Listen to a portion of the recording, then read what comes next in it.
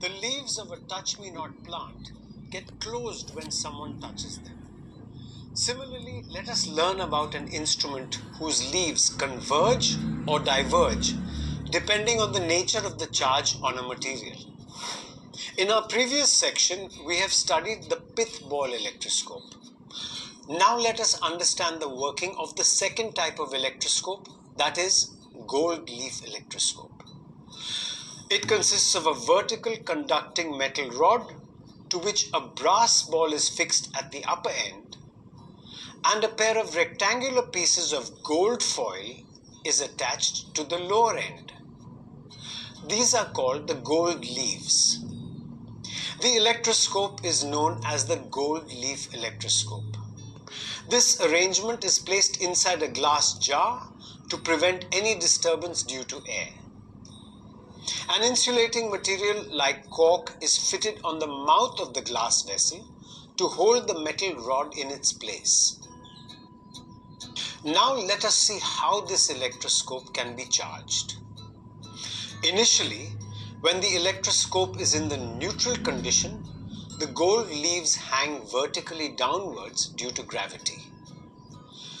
Take a glass rod and rub it with a silk cloth. The rod becomes positively charged. This charged rod can be used to charge the electroscope by two methods, charging by conduction and charging by induction. In the case of charging by conduction, a positively charged glass rod is brought in contact with the metal ball on the top.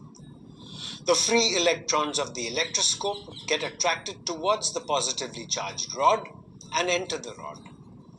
Thus, the electroscope acquires an overall positive charge which spreads over the entire electroscope. Since like charges repel, both the positively charged gold leaves repel each other and move apart. Thus, the electroscope gets positively charged.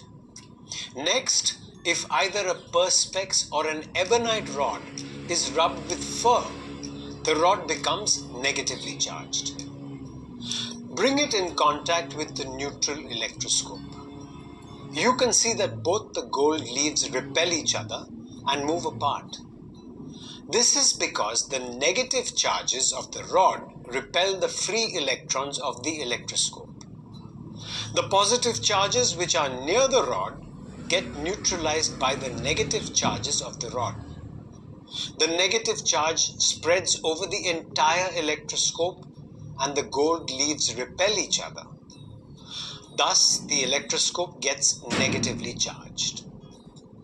In the case of charging by conduction, a positively charged glass rod makes the electroscope positively charged, and a negatively charged ebonite rod makes the electroscope negatively charged. Thus, both the electroscopes receive the same charge as that possessed by the charging body. The electroscope can also be charged by placing the rod near the electroscope but not touching it. This is called charging by induction. Take a negatively charged ebonite rod and bring it near a neutral electroscope. But do not bring the rod in contact with the electroscope. The negatively charged rod repels the electrons within the electroscope, which move towards the gold leaves. Thus, a positive charge is induced on the ball and a negative charge is induced on the leaves. Hence, the leaves repel each other and move apart. Now touch the ball with your finger so that it gets grounded. The free electrons of the electroscope flow through the finger to the ground and leaves stop repelling each other and collapse. When you remove your finger, the earthing is removed, but still the leaves remain collapsed. Lastly, when we remove the ebonite rod from the vicinity of the electroscope, the positive charge gets distributed all over the electroscope. The leaves repel each other and get diverged. Thus, the electroscope becomes positively charged. Next, Bring a positively charged glass rod near a neutral electroscope so that the rod does not touch the electroscope. The free electrons of the electroscope are attracted towards the positively charged rod, and the positive charges are repelled. Both the leaves acquire a positive charge and repel each other. Now, without removing the positively charged glass rod, touch the electroscope with your finger, thereby earthing it. The free electrons from the ground are attracted towards the positive charges of the electroscope.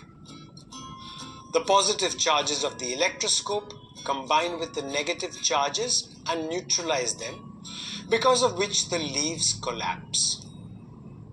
Now remove the earthing without removing the positively charged glass rod. Thus, there is an excess of negative charge in the electroscope.